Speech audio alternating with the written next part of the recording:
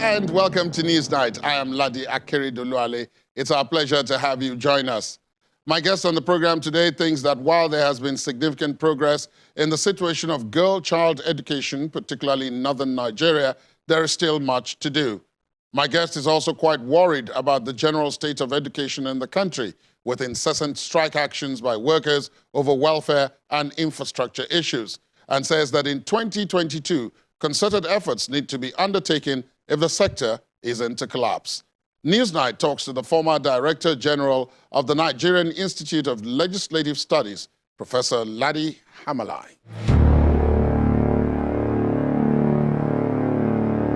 Prof, thank you so much for your time. Welcome. Thank you. Let me start off from home base, shall I say, familiar territory for you. Taking a look at your background, you are a product of Nigeria's educational system thoroughly. You've gone through every step.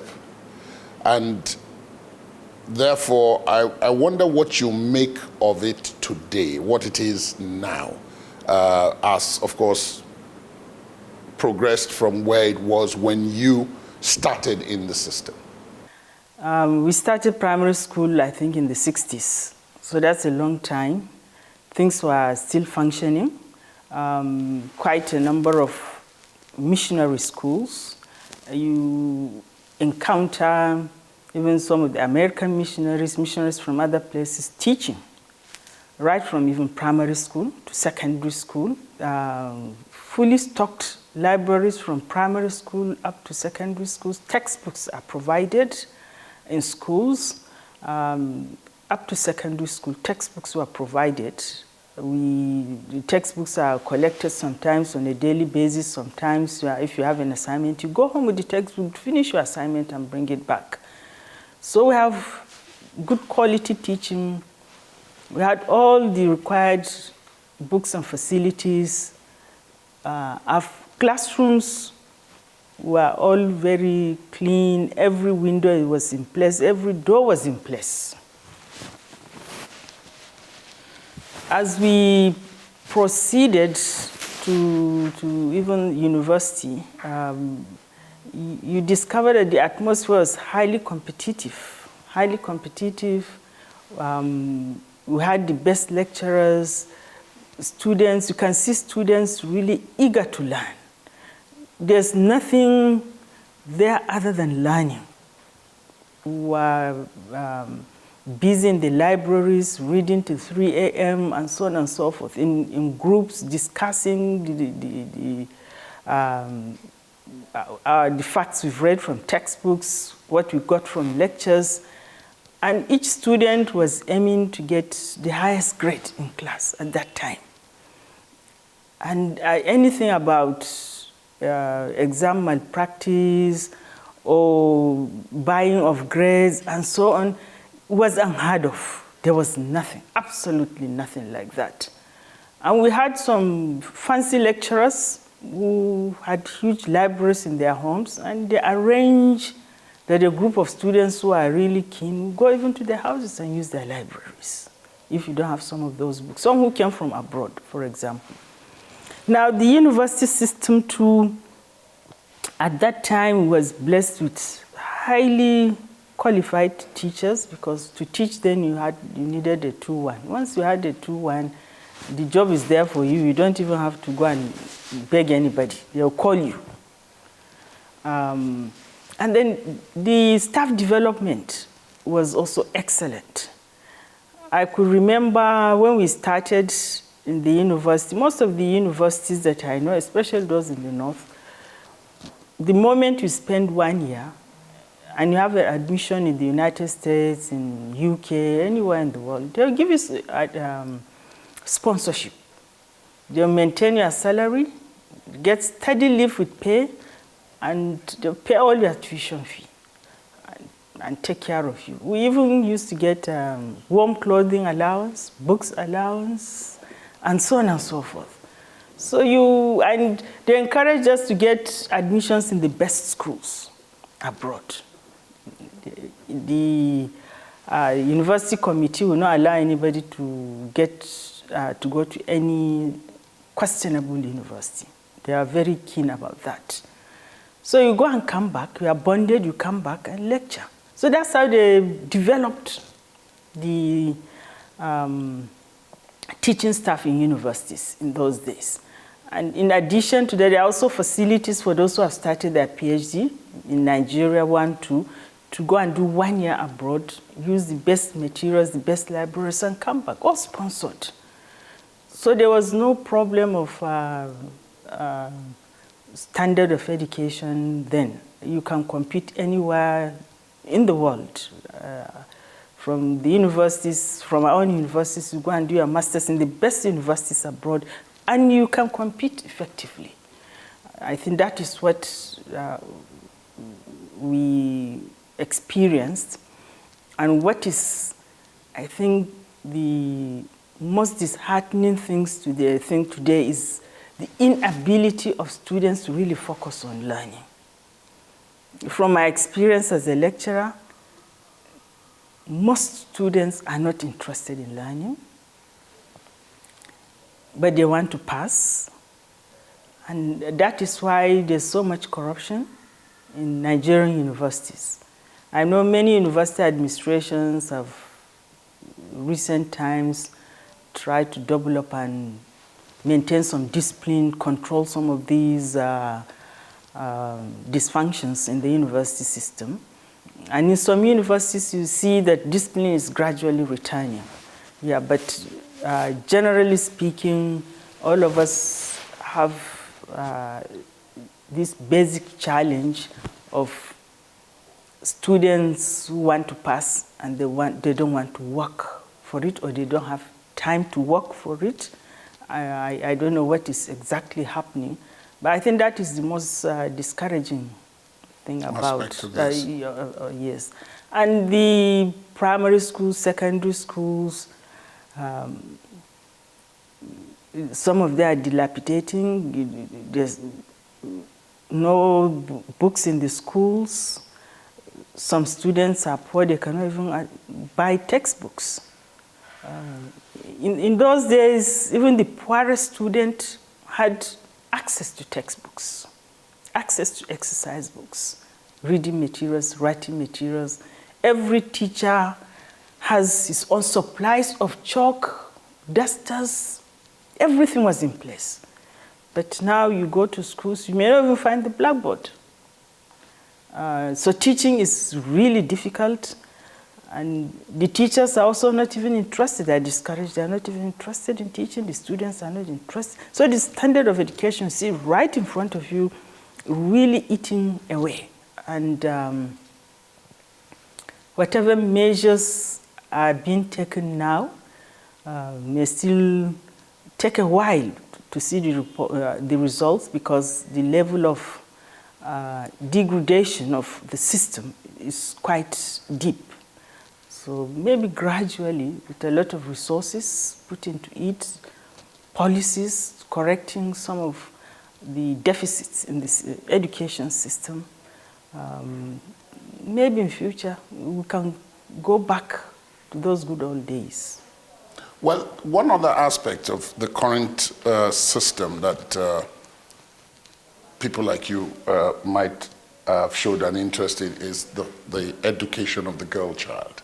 Of course, history has it that generally, and then particularly in the North, that was a problem even when people like you started going to school. I'm sure someone in your position would have been outstanding in the sense of being maybe one of quite a few who made it that far. Of course, it's a lot more common now, but the problem still persists, doesn't it? Yeah, it still persists. I could remember in secondary school, for any class of 35, 40, you not find more than 10, 12 female students. That was my experience all through the classes. But now it's almost 50-50, 40-50. As you said, things have changed from where we started. The early marriage issue when we were growing up was quite pronounced. Many girls got married after primary school.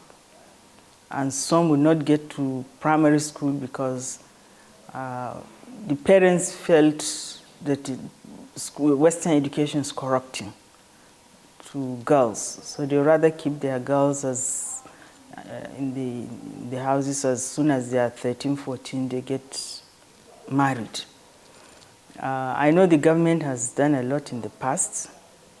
There was some, I think, policies on early marriage, banning early marriage, girl child education, right from the 1980s. I think the government started working on that right from the 1980s.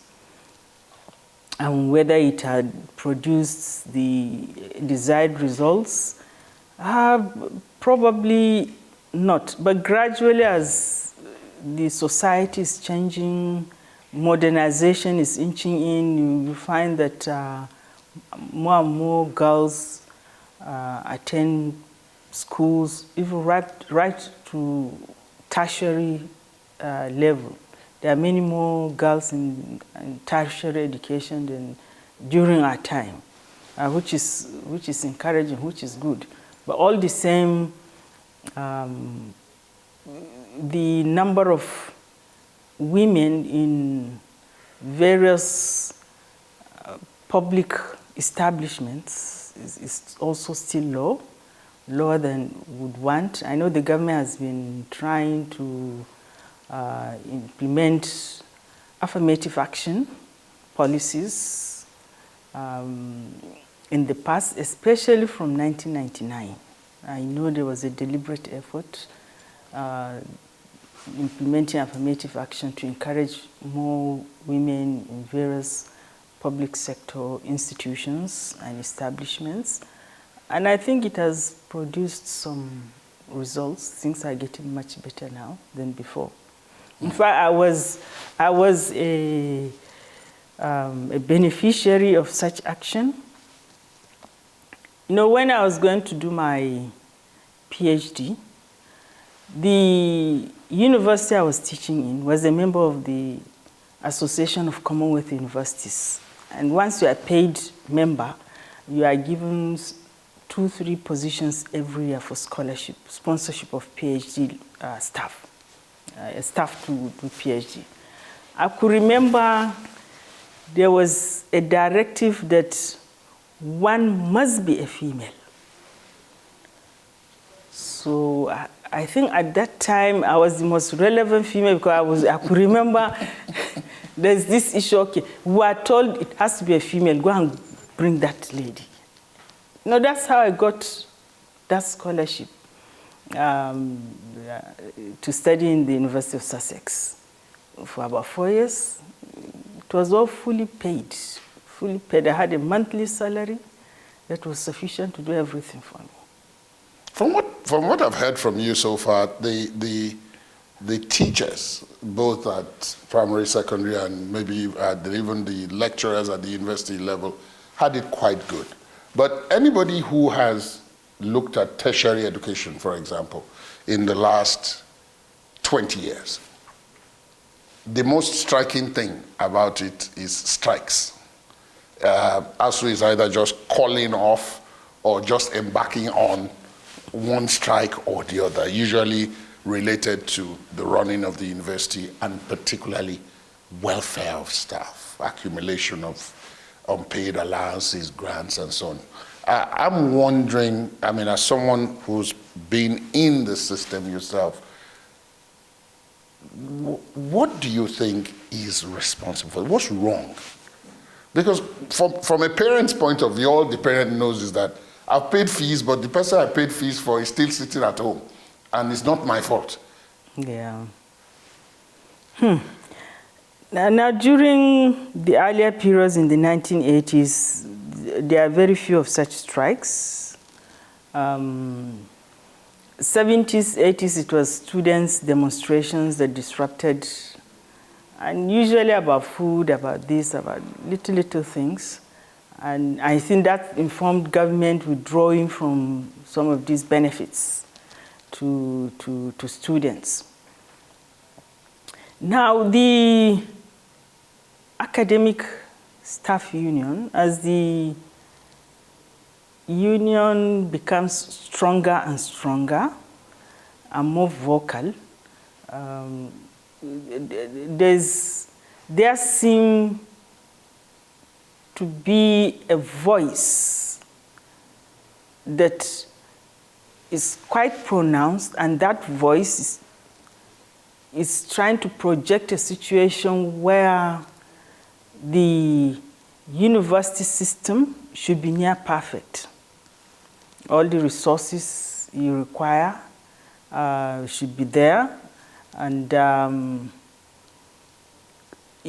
if salaries are compared with those that are dollarized in other places, you may find that the salaries in Nigeria are quite low.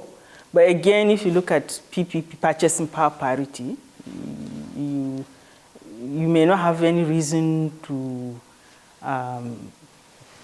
propagate for equalization of salaries with those in other systems. But all the same, progress has been made.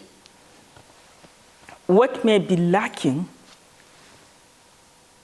is the awareness that probably the incessant strikes may be more damaging to Nigerian university system than lack of funds. I believe that there's need for a balance between the need to go on strike and the need to maintain an average system that is workable, and so that students would not be left idling at home and venturing into all terrible things. And the education system itself is suffering. Most of the time you rush at the end of the day to pass and graduate students who have not learned much. And I think, generally speaking, the education system would do better if you have low funding, less strikes. Even if you have higher funding, higher salaries, with more of such incessant strikes, you will not achieve anything at the end of the day. So I think there's a need for us to rethink some of our strategies for the benefit of the development of the education system in the country. You've talked about the students, of course, the fact that they don't appear to be willing to learn. They want to pass, they want to graduate or move on, but they don't want to do the work that results in that. You've talked in this interview about what you had to do, the scholarships and all of that. I'm wondering if the same applies to teachers now. You have a number of teachers in the system who, there are people who say, they have no business being teachers because they neither have the aptitude for it, nor do they have the temperament for teaching. But they're there in the university system. They're there at the level of the secondary schools and the primary schools. So I'm wondering, before we get even into the nitty-gritty of research and writing and debates and ideas and all that, but at the basic level, do you think the staff, the teaching personnel at the various levels of education now, broadly speaking, they're okay, they're all right for the system? No, not really. Standard for teachers has gone down drastically. You find teachers in primary school who cannot speak useful English, meaningful English, in many places, and you find that teachers are taken based on patronage. In those days, there's nothing like that. You must be qualified, you must have met certain criteria before you are taken as a teacher. But nowadays, the system is a bit different. And as I said, gradually the quality of education has been going down. So if the quality of education has been going down, it's the same system that the teachers, will be produced from. And so you discover that even the minimum qualification now, which is like 2-2, even with that, you find that the quality of teaching staff may be lower than in those days. In those days, I mean, it's basic, you must have 2-1, first class or 2-1, before you become a graduate assistant. And in those days, as I said, all the facilities were there. You find even up-to-date books, the best books in the libraries. But now you go to the university library, it's not well stocked as before. Is that also because the teachers are not writing anything anymore? Yeah, you know, even during our time, it's not even our teachers that were doing most of the writing. We ordered the books from the same sources, University of London, Harvard, and so on, are ordering their books in those days. So you have all the books that you require that are in any library anywhere in the world in those days. That was the system. But from the 1980s with the structural adjustment program, the Naira issues, foreign exchange issues, you find that it's becoming more and more and more difficult to get the necessary resources to order some of these books. So you have to make do with what you have internally, and you have to make do with whatever little resources you have. I think that is why some of the libraries are not well stocked anymore. And if you don't have a good library, then definitely the education system is hurt, because that's one of the basic things. You go to the library, get the most recent books. Now it's even the e-versions, but most of our universities now may not be able to pay for the e-versions. For a small readership, sometimes you may require to be having £1,000, over £10,000, over $10,000 to key into some of these. And many of the universities may find it difficult to get quite a variety. Some have been paying, to the extent that they can, but all the same, we have a lot of deficit in terms of library, stocking of the library. And in other climes, it's not even just your library. The libraries across the globe are linked.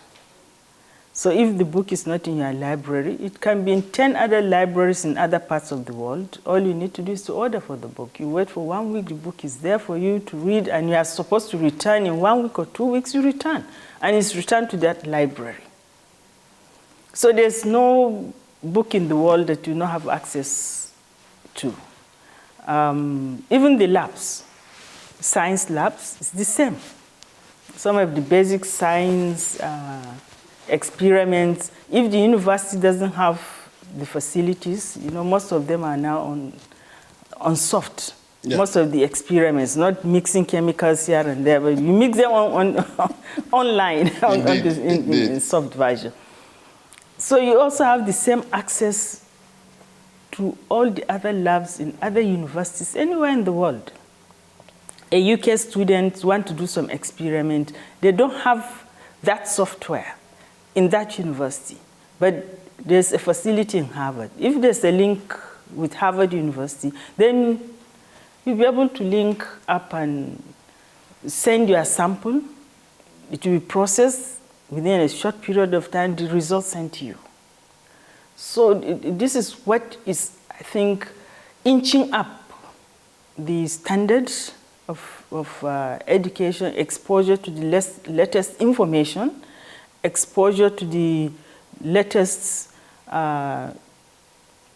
experiments, instruments for science people, facilities, all these science facilities and so on and so forth. But if you don't have those, then you're half-baked. You're half-baked.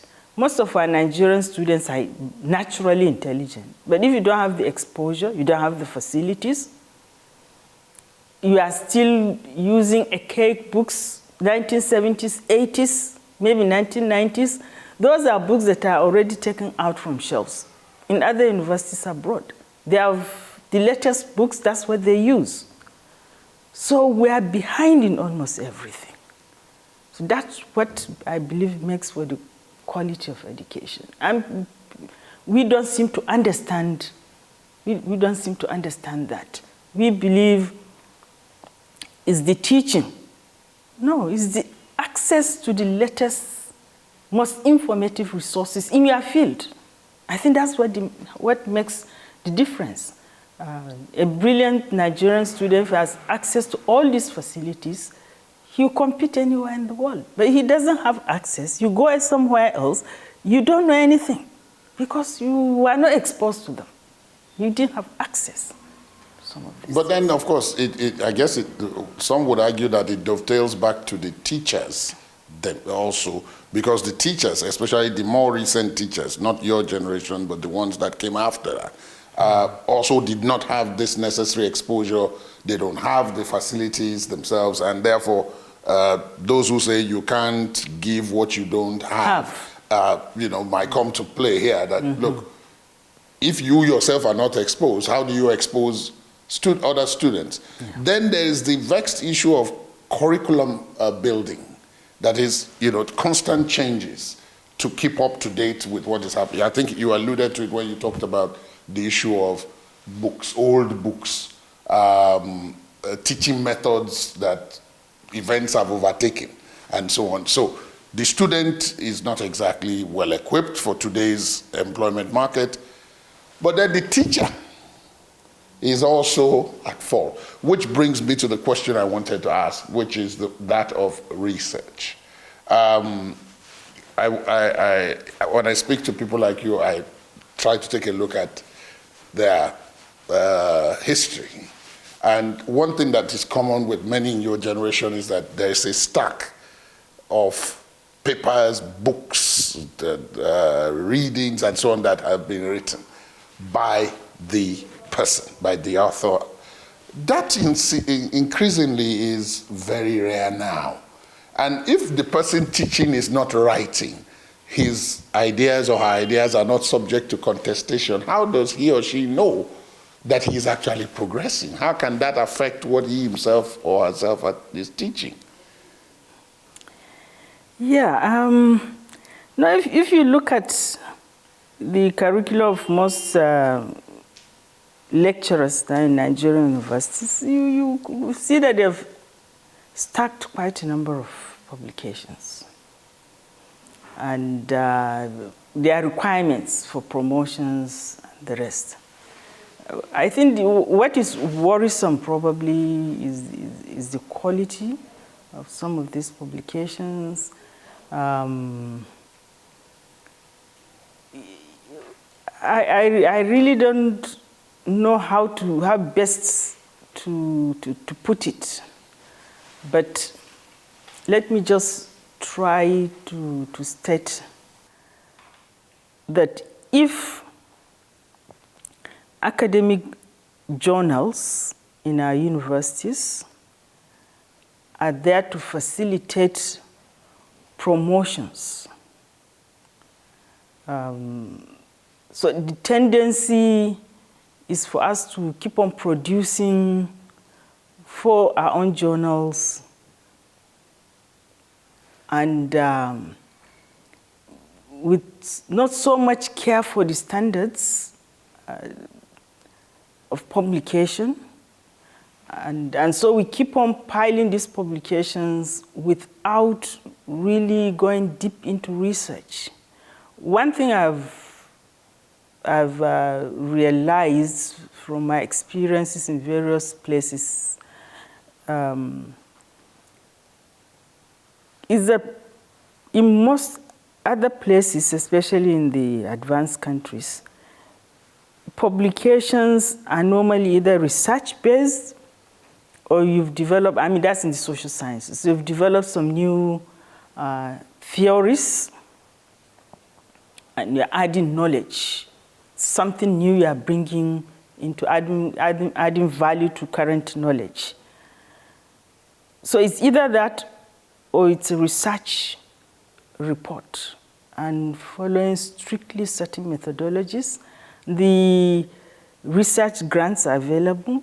Even if you don't have a research grant, data is actually available online in most places. Unlike here, Nigerian researchers are grappled with this. They have to grapple with lack of good data online. MBS is doing better now, much better. But so even if you don't have research grant in other places, you can still do primary research using primary data that's posted from government departments and so on in other places. In Nigeria, it may not be the case. So it's not really even the stacking of the publications and the writing. Even when the writing is done, you may also look at the quality of the writing, the materials you have access to, and that's what also would influence the quality of whatever you dish out. But it seems as if the advent of private institutions has changed that a bit. The fans of private institutions say that quite a lot of the things you mentioned, which are lacking or in short supply in the mostly public institutions, are available in the private institutions, and that the main hurdle is the issue of cost. How do you access that level of education? In which case the question will be, are we getting the education that we paid for? Oh, I'm not sure about that, but even the private institutions may not meet some of the standards you and me are thinking of. There are some that are very good, few of them. They have all the facilities required, as you said. But their teachers are mostly from the public institutions. They didn't groom many teachers themselves. Yes, some did, and I know one or two of those universities have recruited people from abroad, quite a number of lecturers. And there are one or two universities that also bring in some of the best experts during summertime. You know, you can offer to come and teach for 3 months, intensive during the summertime. Once you collaborate with them, they will take the responsibility of fishing out the best experts in those areas who are willing to go and give you 2, 3, 4 months of their time during summer. And they give them the comfort, they will be able to come. So they use a lot of that in that university. But the tuition fee is probably over $1 million or so. So access is now an issue. Yeah, it's an issue is to access. But most of the private universities may not even meet the standards of public institutions. Why? Because the students' population is not that much because of the access issue, not because of lack of students. Most students cannot afford to pay this tuition fee. So if you are not able to deepen the students' population, then you may not break even. That is why some of their teachers are not paid for up to 6 months sometimes. 3 months, 6 months, no salary in the private institutions. So not to talk of even getting the libraries to standard and the rest and the rest. So I think we need to look more closely into what is happening in some of the private institutions. It's good to have few very good private institutions who have that have the necessary investment backing to sustain teaching and research over a long period of time. even if students' population is low, to be able to give scholarships, to endowment fund for scholarships. You can have a quarter of your students on scholarship. So if you have the necessary institutions, I mean, if you have institutions with the necessary investment capacity, that's what will happen. Abroad, some of the high-flying institutions have endowments from different places. And probably even half of their students are on scholarship. And they have 40,000, 50,000 students. Some of the big private institutions that you hear of. So I think this is missing in our own system. Yes. Because of our time, I need to move on to one or two other areas that I want to touch on. And your expertise would probably come in handy. You've worked deeply with small and medium enterprises as well. And that feeds into what we've been talking about, because they are supposed to be the main employers of what we produce from our educational system. But many of them that I've spoken to say that what the system is producing, which you've said also, are unemployable and don't have the skills that are required to operate in today's labor market. That's so that the system is producing a lot of people, but in terms of those that can readily be absorbed, that's the problem. And then that dovetails into what the SMEs themselves are able to accomplish. Because when they don't have the personnel, they don't have the right skill set, then they're stuck. We see elsewhere outside the country what individual brilliance, what collective brilliance can produce. That seems to be in short supply here. As someone who's been in with them, is that a fair comment? Are they right? No, it's a fair comment, except that probably that may not be the most important obstacle for SMEs. It is having good managerial skills. I've seen how lack of good management skills has caused some SMEs to go under. I've also seen how lack of expertise will lead to production of not so high quality products that may fail in the market. And if it fails in the market, then it has to go under. However, from my research and experience, the most daunting issues for SMEs in Nigeria are two: power and competition. Quite a number of SMEs cannot function if there's no good power supply. The cost of diesel is quite high, and so they cannot manage, even for the multinationals. I was going through some of these documents in the past. There was a multinational that says it was spending like 3 million naira every day on diesel, and they packed up and went to another country. They cannot sustain it. It's eating deep into there. So you see, I've visited several companies, and what some of the small scales are doing is that they may arrange with the power suppliers in some cases, and light is being supplied for certain hours. I visited one company in the northwest, part of my work. And you see them, they wait until 3 or 2 p.m. I think at that time, NEPA promised to give them light from 2 p.m. for 3 hours. By the time you go there, by 1 p.m., the staff are sitting, waiting. As soon as 2 p.m., the light is on, they'll start work. The light is gone, they close and go. So this is a company that is producing products that can even be exported, crushing some of these stones that are used as raw materials for industries. It's demanded even abroad. But it can do only so much because of, and they don't want to close down. They cannot buy diesel. They've tried, if you use diesel, you run down because you cannot break even. You operate at a loss.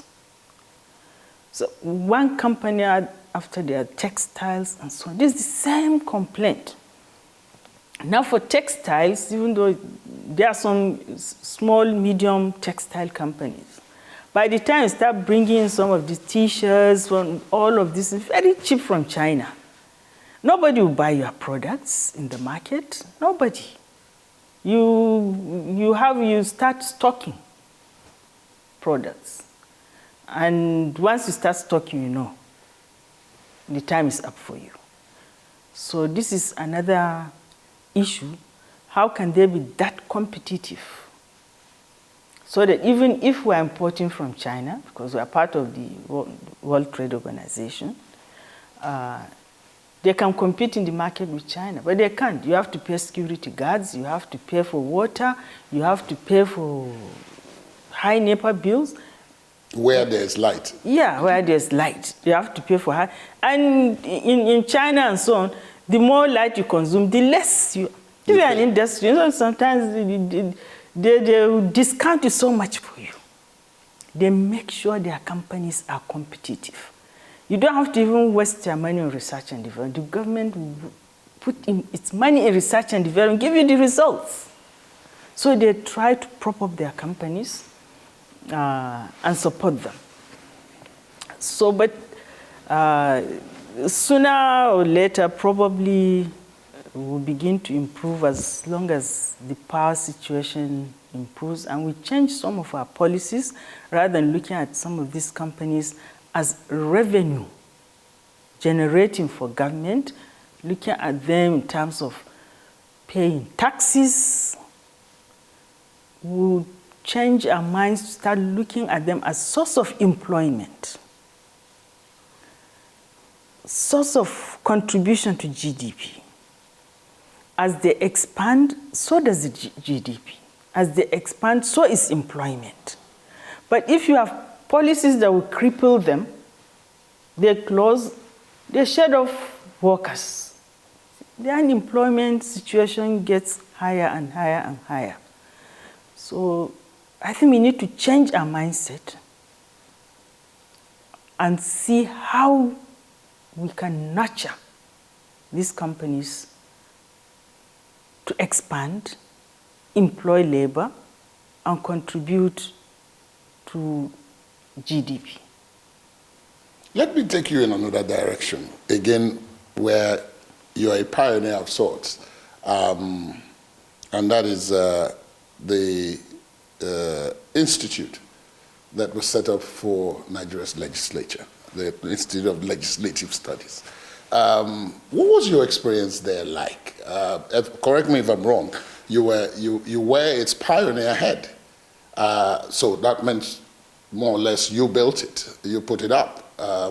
What was that like, especially, you know, when you are dealing with political actors, and you yourself, I don't think are a political actor. Yeah, it was an interesting experience. You know, we were supported by Africa Capacity Building Foundation. You know, it's one of those institutions at that time that was supported by World Bank. So the World Bank granted, I mean, the Africa Capacity Building Foundation granted some money to the National Assembly to set up what you call the Policy Analysis and Research Project.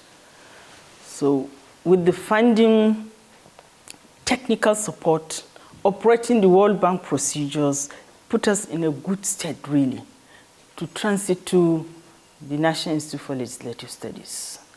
So it's like an upgrade and expansion of what we were doing.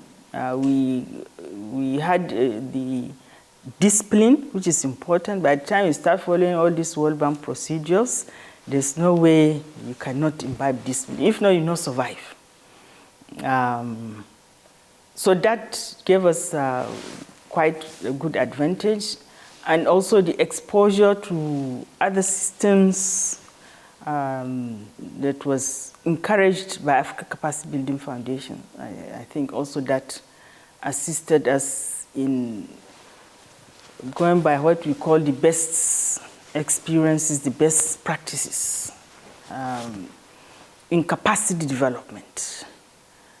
So by the time the National Institute for Legislative and Democratic Studies was put in place, the experience was already there. The collaboration with different partners globally through the avenues created by the Africa Capacity Building Foundation was also expanded. So right from the beginning, you get into the field and you are recognized internationally, globally. You have quite a number of partners all over. And in each continent, you had quite a number of partners. Now, the other thing in terms of discipline is the issue of performance-based activities. Whatever work plan you have to look at the outcome right from the word go. You have to have your key performance indicators. And at the end of the day, each year, there's an evaluation. You are expected to perform 100%, implement all activities approved in the work plan. If you have 95%, it's not good enough.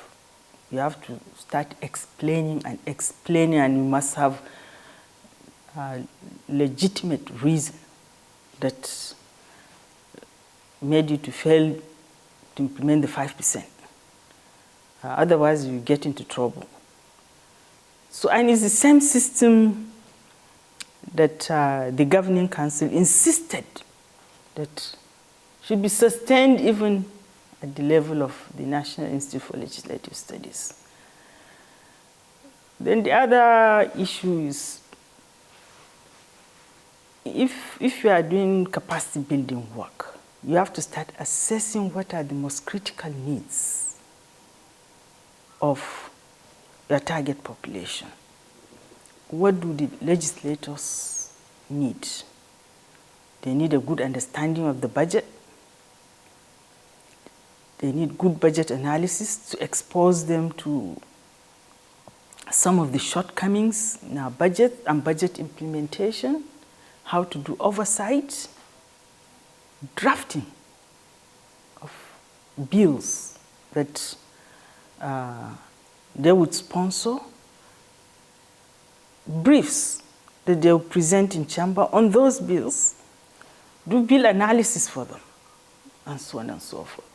So by the time that you target properly the needs of the legislators, you increasingly become more and more relevant to their work. Prof, it's been a pleasure speaking with you. Thank you so much for your time.